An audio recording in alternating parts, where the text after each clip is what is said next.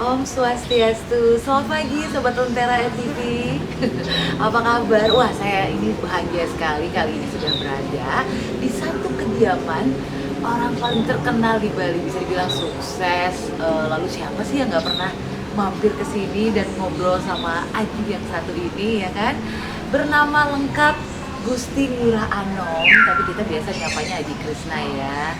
Dan owner dari Krishna Holding Company siap sekali untuk membagi inspirasinya untuk Sobat Lentera TV yang sekarang ini mungkin beranjak ingin menjadi sesukses Aji, tapi masih mulai dari mana nih? Kira-kira apa ya yang harus dilakukan mumpung masih muda, tenaga masih banyak?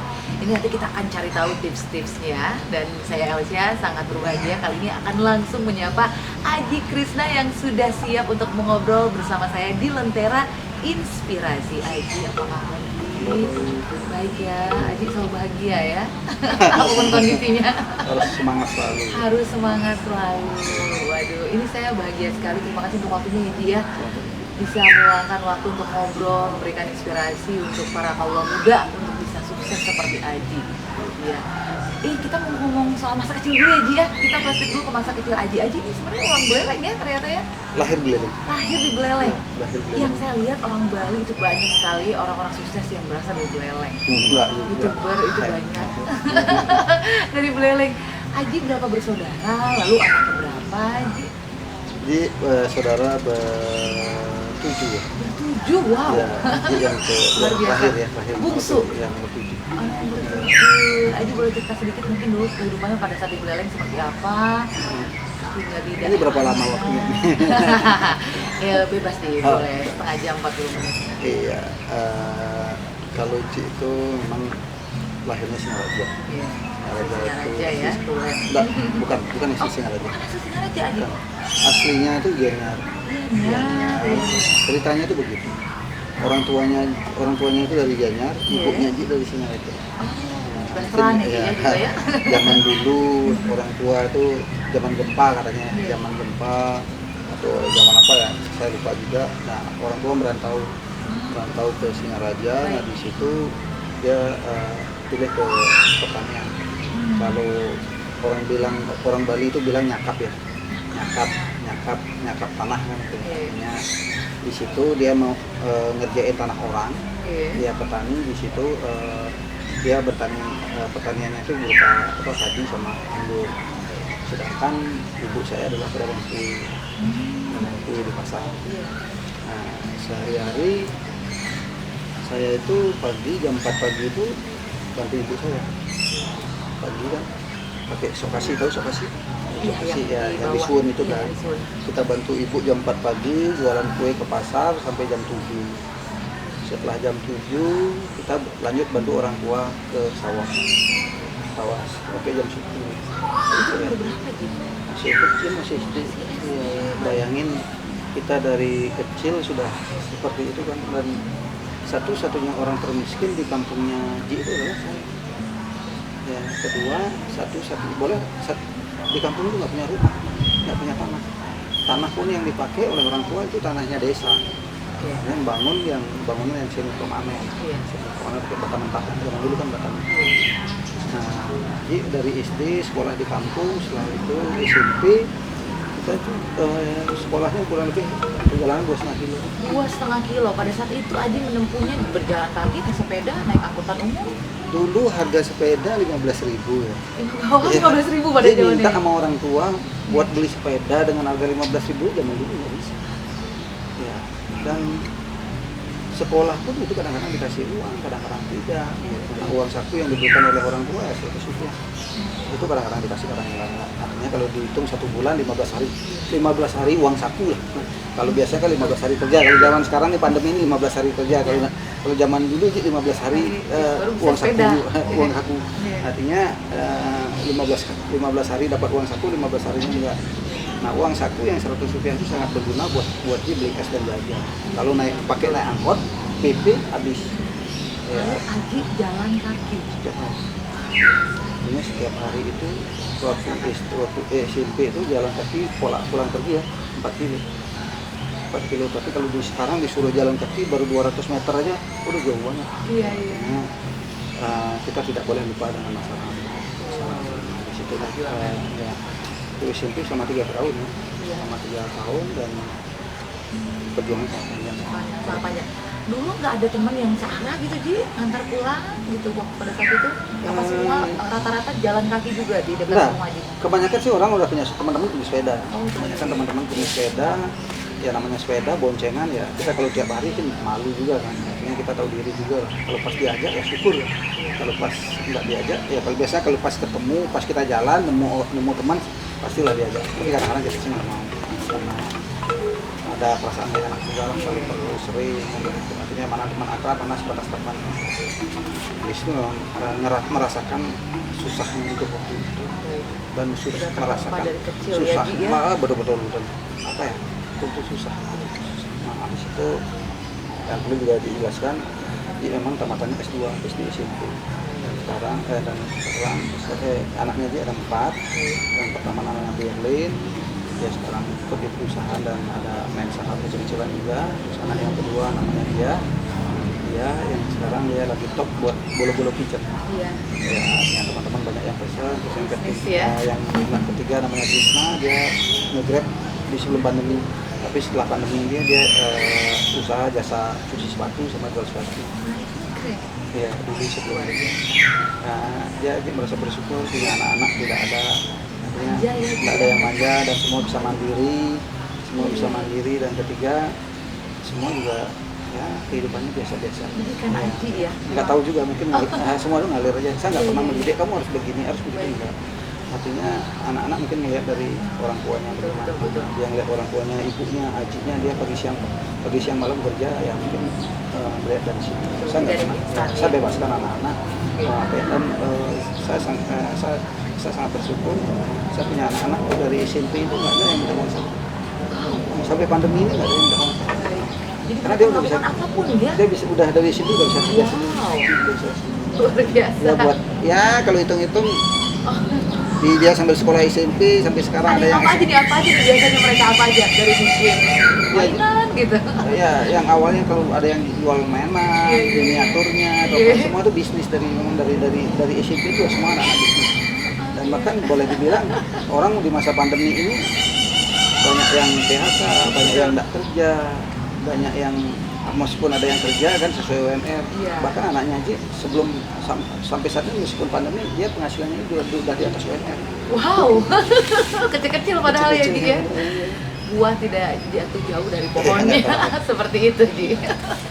Karena didikan juga. Nah, tapi kan kalau Aji SMP di Buleleng pada saat itu tahun berapa Aji ke Denpasar? Saya sering sekali ditanya ya, Aji tahun berapa ke Denpasar?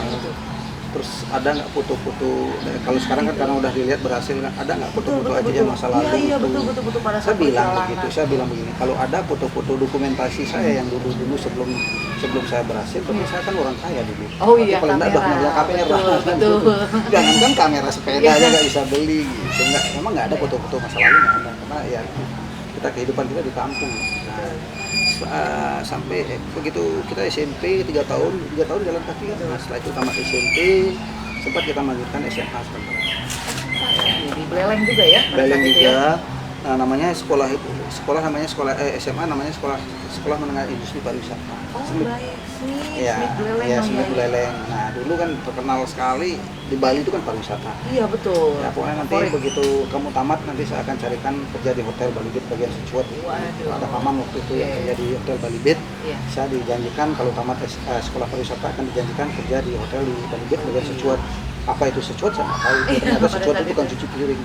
Ya udah yang penting kerja di hotel. Ya, namanya sudah keren gitu ya. Namanya dulu kerja di hotel di Asop udah keren. Iya. Orang kaya ini. Betul. Akhirnya semua itu putuslah harapan hanya bisa sekolah 6 bulan aja. Keterbatasan ekonomi. Karena kakak-kakak Aji pada saat itu sekolah juga mesti biayain kakak-kakak. Ya, gitu. enggak kalau kakak-kakak dulu kan orang tua kan masih sehat, sedang energiknya kan. Iya. Tapi seiring dengan umur ya namanya orang tua, pasti Betul. namanya pertanian kan Iya. masih ada waktunya juga kan. Nah, di situ kakak-kakak ada beberapa yang sudah pegawai negeri, kalaupun enggak suaminya pegawai negeri. Oke. Artinya kalau kakak-kakaknya ini memang kehidupannya berkecukupan. Artinya kalau untuk nanggung adiknya mungkin di situasi udah berkeluarga agak sulit. Iya. Akhirnya disitulah keterbatasan ekonomi dan lu dikasih tahu juga waktu di SMA itu 6 bulan tuh jalan kakinya 3 kilo. Lebih lagi. Wah. 3 kilo. Dan yang kita lewati 3 kuburan lagi. Nah, sekarang di kampung ya, di kampung. Iya. Sekolah jam 12. Kita kan jalan jam 11. Iya. Pulang sekolah kan Sejam ya dia jalan ya, kakinya. sejam lah. 3 kilo. Terus pulang sekolah jam 5. Baik. Jam 5 terus jam 6 udah di jam setengah 6 tuh kan udah di pertengahan nih, ada berapa kuburan pasti udah gelap. Jam 6 tuh di kampung zaman dulu udah gelap banget. Iya. Udah gelap banget. Nah, di situ kita pulang pergi jadinya 6 kilo. Kalau SMP jalannya 4 kilo, SMA jalannya 6 kilo. Tuhan tuh pintar. Berarti kalau umur masih SMP kan masih tenaganya belum strong. Begitu SMA tenaganya strong dikasih 6 kilo. Nah, itu jalannya 6 kilo. Nah, setelah itulah karena keterbatasan ekonomi orang tua, akhirnya orang tua itu bilang bahwa bapak sudah tidak bisa biaya sekolah. Begitu orang tua jam 7 malam manggil saya bahwa bapak sudah tidak bisa biaya sekolah lagi, tanpa berpikir panjang, tanpa seizin orang tua, dia meninggalkan kampung halaman. Jam 8 pagi, kebetulan di kampung Muji itu kan biasanya ada yang bawa buah, ngirim buah Jawa Bali pakai truk. Oke, baik. Nah, disitulah pagi-pagi jam 8 saya numpang truk sama keluarga lewat Pupuan. Nggak ditanya pada saat itu, kamu kemana? Gitu. Bilang ke Denpasar aja. Ikut sampai di Denpasar, nanti diturunkan di Terminal Ubung. Wow. Ya, dari Singaraja lewat Pupuan, diajak berhenti di Pupuan, diajak beli nasi jinggu. Nasi jinggu rasanya bagi Ji itu di zaman dulu tuh udah mewah banget. Mewah. Karena waktu Ji tinggal di kampung, jarang sekali yang namanya makan nasi jinggu otomatis nasi putih kan. Kita waktu di kampung sering makannya nasi campur nasi jagung, nasi ubi, artinya dicampur. Artinya kenapa dicampur? Karena beras waktu itu harganya mahal. Karena ekonomi kan beras, kalau nasi putih kan mahal. Jadi sesuatu yang mewah gitu. Ya, betul. Jadi diajak makan nasi jinggu itu ternyata udah mewah sekali ya dengan lauk-lauk. Setelah makan, akhirnya lanjut perjalanan, akhirnya diturunkan di daerah Ubung. Di Ubung, nah setelah sampai di Ubung, dia mulai berpikir, hari ini saya butuh makan dan minum. Ya, kalau saya melewati jalan raya Gatot Subroto, kalian ketemunya di Jembatan Panjang. Iya. Gak mungkin dapat makan. Betul. Dengan pertimbangan itu, akhirnya dia memutuskan menelusuri sungai Jalan Terasayung. Terasayung kan ada sungai. Baik. Ya, nah dari Jembatan Panjang itu kan menelusuri sungai. Wow. Karena tahun itu ya namanya tahun itu kan pertanian masih bagus. Iya, belum ada seperti sekarang. Seperti sekarang udah banyak rumah. Kalau dulu gampang nyari makan. Yang pertama minum itu gampang. Dan panen padi, habis itu kan mengairi sawahnya kan. Jam 12 itu pasti angkat-angkat kuku air. Iya. Ada kapu-kapu, kita ambil airnya yang pas beningnya ya, itulah yang minum air dari sawah itu yang kita minum. Buah yang saya cari adalah pepaya, semangka, dan melon. Masih ada pada saat itu. Karena zaman waktu itu kan gampang sekali. Orang kan perkebunan masih banyak. Di sini masih sepi di sini. Namanya di Sanur bukan Bilo itu sepi sekali. Nah, buah yang dicari adalah pepaya, semangka, dan melon. Itu pun terpaksa mungkin demi isi perutnya. Lebih perjalanan 5 kilo, akhirnya tembus di daerah Sanur, Jalan Danau Buyan. Pada saat itu Aji belum ada tujuan ya? Aji mau kemana, jalan? Yang jelas, siang itu saya butuh makan dan minum. Betul. Nah, karena kita udah biasa di kampung, hidup di kebun, begitu merantau di sini, kalau untuk makan untuk sehari-hari rasanya nggak susah. Asal kita mau kembali ke lewati kebun itu. Nah, akhirnya kita menyusuri sungai dan melewati beberapa kebun di situ kurang lebih perjalanan 5 kilo, akhirnya ditembus di daerah Sanur. Nah, di daerah Sanur Jalan Danau Buyan itu kan ada beberapa hotel melati. ada beberapa hotel Melati. Kalau Sanur aja dari Ubud. Iya, 5 kilo, 9 kilo apa 6 kilo? Nggak tahu lah gitu. Artinya kalau dulu jalannya SMP 4 kilo, terus 4 kilo pulang pergi, kalau SMA 6 kilo pulang pergi, kalau sekarang 6 kilo cuman sekali aja. Tembus di daerah Sanur itu ada beberapa hotel Melati. Nah, pertama kali saya numpang adalah di Hotel Rani. Iya, Di Hotel Rani, nah kebetulan begitu nyampe di Hotel Rani ada security, disitulah minta izin pada security, izinkanlah saya menumpang di sini sebelum mendapatkan pekerjaan. Atas itu responnya? Atas seizin security, akhirnya saya diizinkan tinggal di pos security sementara. Hari pertama yang dilakukan adalah sore membersihkan halaman parkir dan kebun hotel tersebut. Oke, baik. Ya, Itu atas inisiatif inisiatif Aji. sendiri, karena kita udah biasa hidup di kampung. Baik. Nah, malam jam 12 malam sampai jam 3 saya mencuci mobil yang ada di parkiran. Oh, itu mobil yang Artinya, di hotel, siapapun? Siapapun, aku bilang ada satu mobil waktu itu. Di hari pertama dia nyuci mobil jam 12 sampai jam 3. Jam 3 diistirahat sampai jam 7, tidur di pos security. Jam 7 dibangun yang punya mobil. Begitu datang yang punya mobil, saya bilang begini, Om, saya yang cuci mobilnya.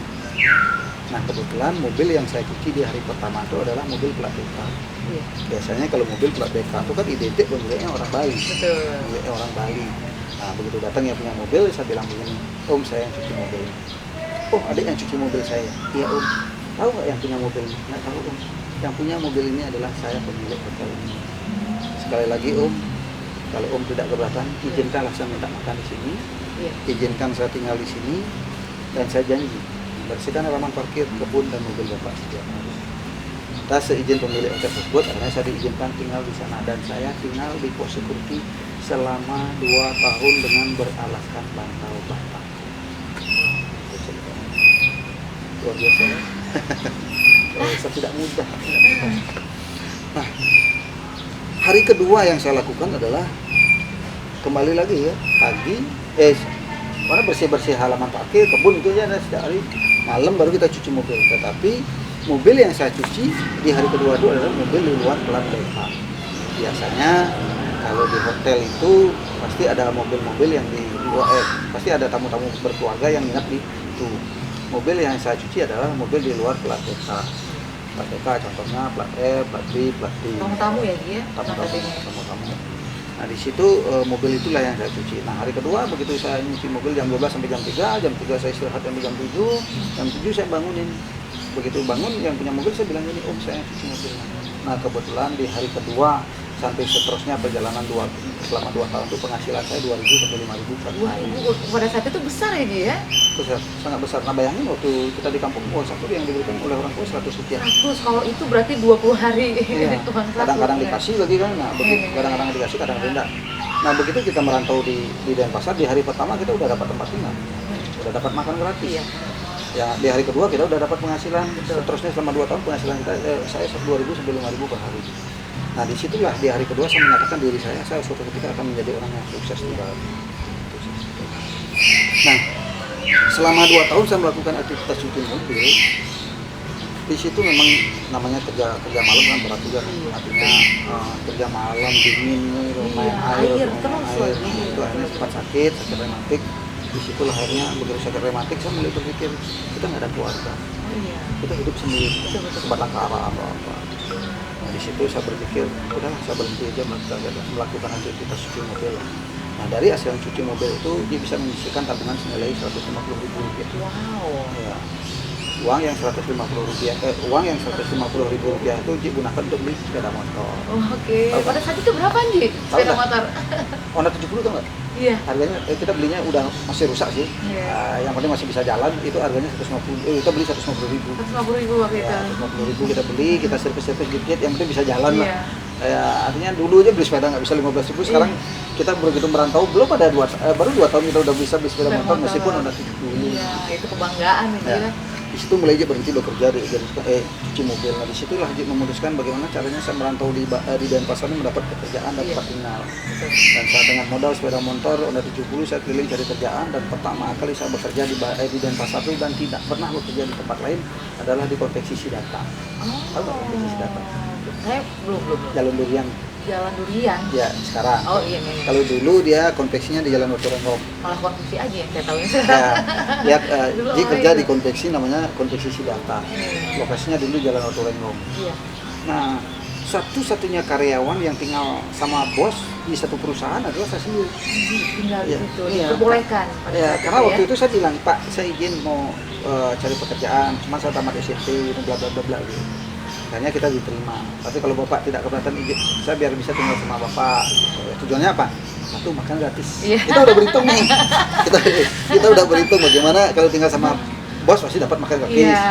Rumah nggak kos. Iya. Kalau Uang kita bisa di-saving semua uang ya, bisa Ji, ya? disimpan gitu. Artinya ya hitung-hitungan bisnis sudah jalan. Iya. lah. Karena kan Masih muda loh, itu umur berapa aja waktu itu? masih kecil. Belasan tahun. Iya, baru Belum 16 kayaknya. 16 tahun apa Iya. berapa gitu. Betul. Nah, selama saya kerja di situ ya karena kita tinggal sama bos, Mhm. ya pasti kerjaan kita lebih banyak kan. Iya. Nah, kenapa teman-teman tidak ada yang mau tinggal sama bos di satu perusahaan? Karena rata-rata menghindari pekerjaan di luar jam kantor. Iya. Kan begitu kan. Nah, di situ Ji tinggal sama bos, dan toko biasanya buka jam 8, Iya. ya kewajiban Ji jam 6 harus bangun. Iya kan? Iya. Bersihkan halaman Karena parkir, tinggal di kebun, sana, betul. nyapu di toko, baru Iya. buka toko jam 8. Iya. Ya, gitu juga sebaliknya Toko teman-teman seperti pulang itu juga. jam 5, Iya. teman-teman pulang semua, kita nutup toko, kembali lagi bersihin kamar bosnya Ji, dapur, kamar mandi, begitulah kesehariannya sampai jam 7 malam. Nah, setelah jam 7 kita kan dapat istirahat sementara, jam 8 malam kita kan nggak ada kerjaan. Iya. Keluar nggak mungkin, harus Betul. izin sama bos. Iya. Nggak enak ya, Nggak Ji, ya, enak kalau mau karena ada pagar, keluar. ada kunci pagar. Iya. Gitu. Akhirnya kita hampir boleh dibilang jarang keluar. Hmm. Anak rumahan lah. Berarti Aji tidak menemukan ini ya cinta-cinta lokasi di Iya. situ ya. Dia nggak Ji, pernah ya? pacaran. Oh, Aji, Nggak jadi pernah pacaran. selama bekerja untuk ini tuh Nggak tidak pernah fokusnya tidak ke situ Dari ya, Ji? dari sekolah sampai kerja itu belum pernah pacaran. Oke. Artinya waktu itu gimana nasib saya harus berubah. Iya. Saya bosan jadi orang Fokus, miskin. memang harus fokus sih. Ya, Maksudnya- saya ingin apa ya? Saya ingin bangkit dari keterpurukan keluarga. Paling tidak saya bisa mewakili keluarga. Nah, begitu saya kerja di situ di atas jam 8, Iya. kan saya nggak ada waktu kan. Artinya waktu saya panjang, nggak ada kemana-mana, nggak keluar juga nggak, karena harus lapor sama bos gitu. Nah, akhirnya di situ di atas jam 8 saya belajar jahit, nyablon dan nyablon. Wow, otodidak. Otodidak, hanya taman SMP, Iya. kode serabutan. Yang tadinya nggak bisa ngapa-ngapain, akhirnya setelah 6 bulan kemudian bisa motong, bisa jahit, bisa nyablon. Iya. Nah, disitulah bosnya Ji, pasti data mulai membimbing Ji, ngasih nasihat Ji, ngasih semangat Ji, dan kemana-mana sering diajak, misalnya diajak keliling lah, kalau mau beli bahan baku diajak makan juga dia gratis terus lah. Iya. Artinya di situ Ji merasakan kenyamanan yang sangat luar biasa. Gaji nomor 2 Ji nggak butuh uang, tapi gaji tidak penting menurut Ji waktu itu, karena merasa nyaman di punya bos yang sosok bos yang sangat baik dan Kayak sosial. orang tua ya, Iya. tentunya ya, Ji. Ya, udah kayak seperti anaknya. Nah, di Iya. situ saya merasa dapat sesuatu gitu. Betul. Ini tuh melebihi dari orang tua gitu. Nah, di situ akhirnya dia dipercaya, dan dalam waktu 6 bulan dia bisa motong, bisa menjahit, dia bisa nyablon. Dan disitulah yang tadinya dia hanya peduli serabutan, Betul. dalam waktu 6 bulan mungkin teman-teman mulai bingung kan, heran. Nah, di situ perusahaan Sidata semakin berkembang, semakin besar. Karena sebelum ada Ji di situ kan artinya semua pakai jam. Pakai jam kerja. Nah, begitu ada Ji di situ, Ji nggak pernah pakai jam. Menyukai jadi pekerjaannya ya, jadi selama Pagi siang malam Ji kerja. Bisa sendiri Ji kerja. Karena Ji bagaimana perusahaannya harus besar. Iya.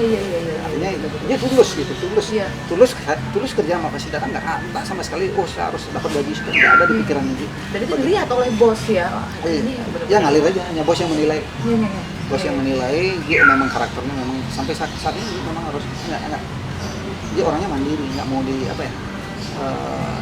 dibantu-bantu itu nggak. Gitu. Nah, di situ sama dia kerja dan dia percaya. Dan singkat cerita, akhirnya tahun 90 dia memberanikan diri mengontrak toko di depan Center Pasir. Oke, baik. Dan itu sudah solo, maksudnya sudah pribadi ya, punya pribadi ya. Pribadi baru ngontrak toko. Oke, Baru ngontrak baik. toko. Kita kontrak tokonya 900.000, kita setahun, itu pun kita cicil setiap bulan 80.000 sama tuan rumah, tapi tuan rumahnya juga baik. Untuk ngisinya nggak bisa. Oke. Untuk isinya nggak bisa, kan Baik. butuh modal. Iya. Disitulah bilang sama Pak Sidata. Pak Sidata, saya izin saya kontrak toko, memberikan diri, tapi tambah saya izin Bapak. Tapi kalau Bapak tidak keberatan, tolong dong Pak, bantu modal barangnya. Di situ Pak Sidata marah-marah. Kamu terlalu banyak. Kalau kontrak toko memang murah, tapi isinya yang mahal. Ya kalau Bapak tidak keberatan, ayo lihat lokasi. Begitu Pak Sidata lihat lokasi senang. senang Pak Sidatanya. Kita tahun 90 sampai 94 kerjasama. Mau berinvestasi akhirnya Bapak ya? Saya tokonya Pak Sidata Barang. Itu tahun 90 sampai 94. 94 ya namanya hidup pasti semua itu pengen senang, pengen maju, pengen sukses. Karena tahun 94 sebelum tahun 94 tambah cerita lagi satu, saya ceritakan istrinya Ji. Oh iya. Perusahaan Sidata itu besar berkat saya dan istrinya Ji. Waktu itu istrinya Ji masih kita masih istrinya Ji teman sekolah. Teman sekolah di teman sekolah di SMP, teman sekelas. Tetapi pacarannya bukan di SMP, setelah merantau. Nah, gini. Taksir-taksiran kita kayaknya ya, dulu ya. Dibalik lagi cerita ke awal. Nah, begitu kerja di Sidata, perusahaan itu bekerja di Sidata, begitu ada order banyak kan tidak terselesaikan, tidak tercover. Nah, saya udah punya inisiatif bawa keluar. Nah, setelah bawa keluar ketemu dah dengan teman sekolah. Setelah ketemu setiap ada kerjaan banyak bawa ke teman ke konveksi lain, nah dia kerja di situ. Ya di situ. Dengan pekerjaan yang sama dengan ya. Pekerjaan yang sama jadi tukang jahit. Nah, di situ sering curhat, kamu udah berapa lama kerja di sini? Sudah setahun. Jadi apa tukang jahit? Kenapa nak lanjutkan sekolah? Ya karena keterbatasan ekonomi. Gitu. Loh kamu kenapa ini nggak lanjut ya? Karena begitu. Karena sama ekonomi. Pada saat itu. Hanya lama-lama karena sering curhat jadi pacaran. Wow. Akhirnya saya nikah muda. Nikah muda umur 19 saya nikah. Dan di situ saya dimarah sama Pak Sidata, kamu terlalu berani, kamu masih muda. Enggak Pak, begitu saya pilih nikah muda. Saya yakin begitu saya nikah perusahaan Bapak akan bisa lebih besar. Begitu kita nikah muda, perusahaan Sidata kita tinggal di gudang jadinya, dan di gudang dan istrinya ajak tukang jahit, otomatis kerjaan Sidata yang tadinya penuh di handle sama istrinya. Dan perusahaan itu menjadi besar, perusahaan Sidata itu besar karena dia dan istrinya. Nah disitulah akhirnya setelah itu merintis buka usaha kecil-kecilan tahun 90 sampai 94. Nah setelah tahun 94 ya namanya hidup maju dengan sukses. Tahun 94 dia betul-betul ingin mandiri. Ujian pertama sama Pak Sidata tidak dikabulkan, izin kedua juga tidak dikabulkan, izin ketiga juga tidak dikabulkan. Izin keempat prinsip dikasih tidak dikasih saya harus keluar. Akhirnya izin keempat saya minta izin sama istrinya. Karena izin pertama, kedua dan ketiga minta izin sama bapaknya. Izin terakhir saya minta izin sama istrinya. Akhirnya izin yang keempat dikabulkan oleh istrinya buat mandiri. Akhirnya tahun 94 kita betul-betul pisah. Ya betul-betul pisah dengan catatan selama kerja sama 4 tahun kan harus dihitung nih aset termasuk inventaris. Nah di situ hitung-hitungan di atas kertas uangnya nggak ada. Nah itu ada bagian itu ada investasi total aset semua 60 juta, bagian saya 30 juta, bagian Pak Sidata 30 juta. Nah untuk bagian Pak Sidata kita nggak bisa melunasi karena kan nggak ada uangnya, hitung-hitungan stok barang. Nah itu pun kita baru bisa melunasi dari tahun 94 tahun 2000 baru kita bisa melunasi yang 30 juta. Bayangin 6 tahun.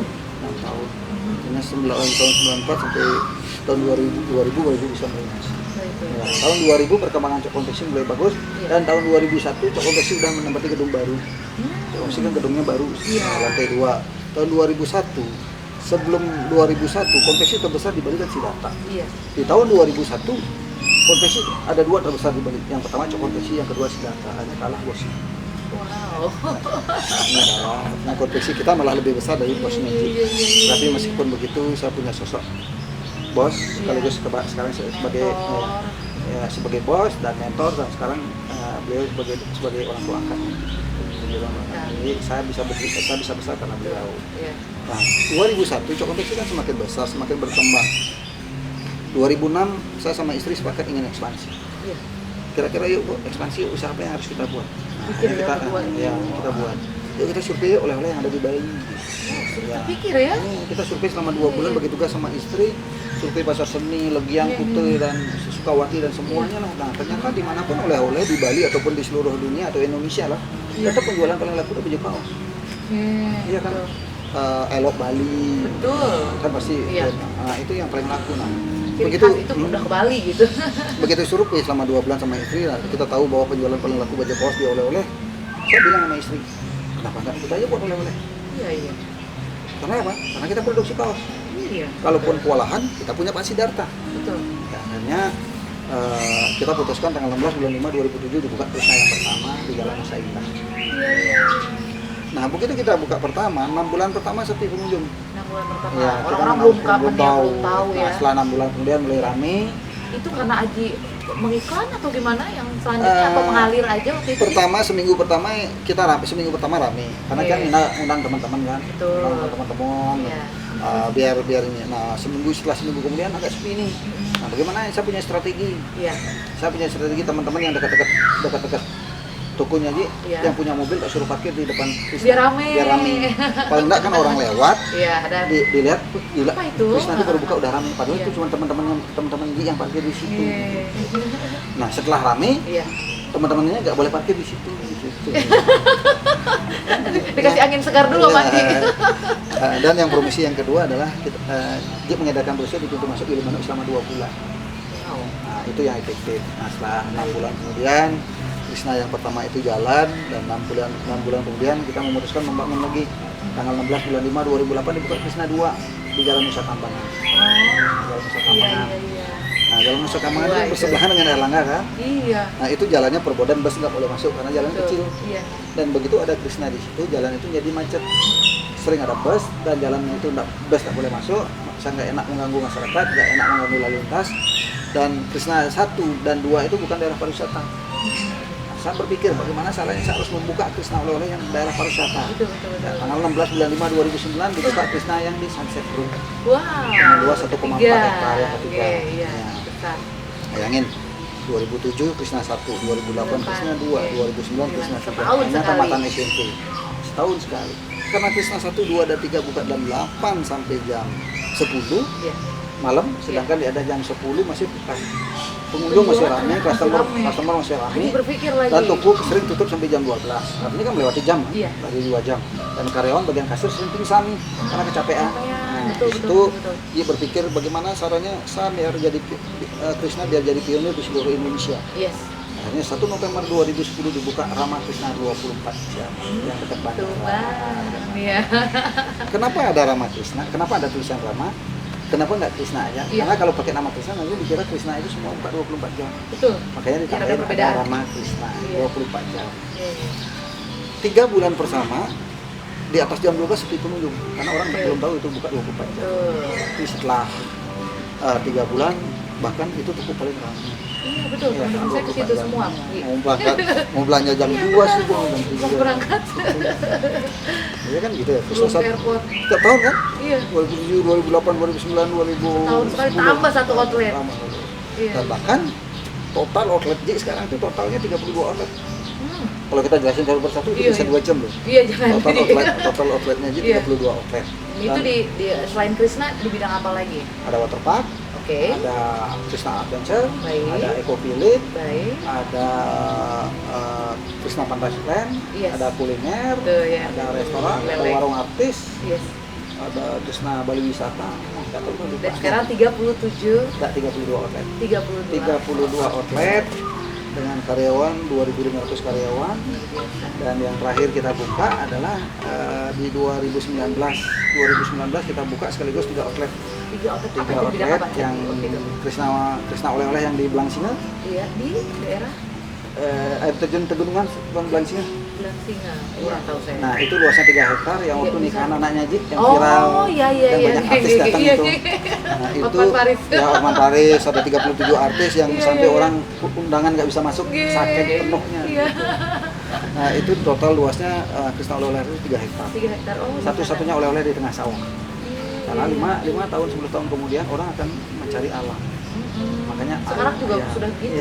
Makanya kita jauh-jauh hari sudah kita bangun duluan oleh-oleh di tengah sawah. Itu sudah tahu ya. Bicara gini akan gimana? Orang belum kepikiran mau jual oleh-oleh, aja udah kepikiran. Karena orang nanti kalau belanja itu kan butuh jalan lewat di sawah sampai foto-foto. Sekarang zaman selfie, zaman TikTok, zaman itu.